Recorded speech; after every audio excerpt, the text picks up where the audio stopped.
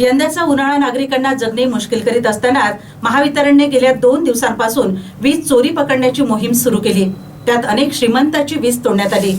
ही कारवाई चर्चेत असताना शुक्रवारी महावितरणच्या अधीक्षक अभियंत्याची तडकाफडकी उचलबांगडी करण्यात आली आहे। यवतमाळ महावितरणचे अधीक्षक अभियंता हे पद अनेक महिने रिक्त राहिले होते। त्यानंतर आलेल्या एका अधीक्षक अभियंत्यांनी रुजू होताच सुटीचा अर्ज टाकून यवतमाळला रामराम ठोकला होता। त्यानंतर प्रवीण दरोली यांना यवतमाळ येथे अधीक्षक अभियंता पदाची जबाबदारी मिळाली। ते मूळचे दारव्हा तालुक्यातील असल्याने दरोली यांनीही यवतमाळच्या कारभारावर फोकस केला होता, पण त्यांच्या कामाची पद्धती अनेकांना रुचलेली नव्हती।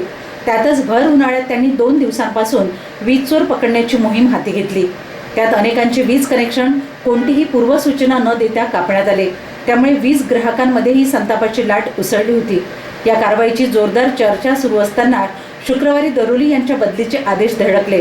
त्यानुसार प्रवीण दरोली यांना आता परभणी जिल्ह्यात समकक्ष पदावर पाठवण्यात आले आहे।